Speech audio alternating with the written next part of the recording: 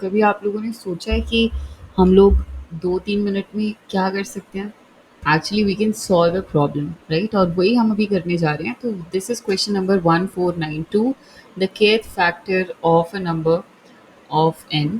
ठीक है? तो इस क्वेश्चन में एक्चुअली में बोला क्या गया है that you are given with n, है ना? आपको कोई n नंबर गिवन है and you have to find कि ये n का kth फैक्टर कौन सा है। फॉर एग्जाम्पल अगर 6 हमारा नंबर है ना? तो 6 के फैक्टर्स कौन कौन से होते हैं? देखो, 6 को 1 से आप डिवाइड कर सकते हो, 6 को 2 से डिवाइड कर सकते हो, 3 से, एंड 6 को 6 से भी डिवाइड कर सकते हो।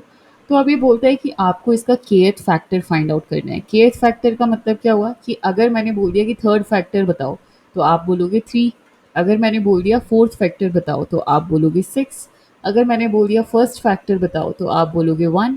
लेकिन अगर मैंने बोल दिया सिक्स्थ फैक्टर बताओ तो सिक्स्थ फैक्टर तो एग्जिस्ट ही नहीं करता क्योंकि इसके पास सिर्फ 4 फैक्टर्स हैं।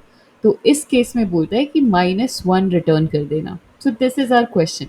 तो अब इसका सोल्यूशन देखते हैं। बहुत ही इजी सोल्यूशन है। देखो, सबसे पहले हम क्या करने वाले हैं, let's go to this code section, है ना? तो सबसे पहले चलते हैं कोड सेक्शन में और इसे कर देते हैं फटाफट से reset. Yes, and this is not reset, but हम लोग इस कोड को हटा देते हैं यहाँ से। So a simple code that we are going to write here is, सबसे पहले आप लोग लगाओ एक फॉर लूप जो चलता हो इंट आई इक्वल्स टू 1 से स्टार्ट होता हो और I less than equals to n/2 तक चलता हो। ठीक है? क्योंकि हाफ से ज़्यादा फैक्टर्स कभी उसे मिल ही नहीं सकते, है ना? और आई प्लस प्लस, ठीक है?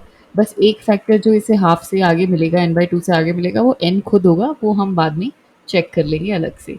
उसके बाद आप लगाओ कि अगर n से ये जो i है वो मॉड डिवाइड होता है, मतलब रिमाइंडर अगर 0 बचता है तो हमें क्या करना है, k minus minus, that is एक फैक्टर तो गया। ठीक है? अब हम चेक कर रहे हैं अगर बीच में कहीं पे k 0 हो जाए।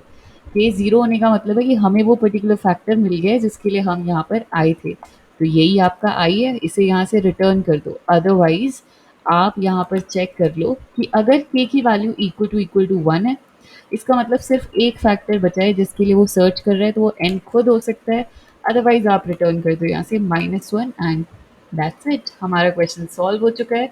इसे रन करके देखते हैं एंड इसे सबमिट करके भी देख लेंगे, है ना? तो रन हो चुका है, लेट अस सबमिट इट और आपको मैं इसके सबमिशंस दिखा देती हूँ। तो ये देखो, अ फ्यू सेकेंड्स एगो, है ना? तो हमारा जो कोड है वो सबमिट हो चुका है। So that's it, this is how we solve this question.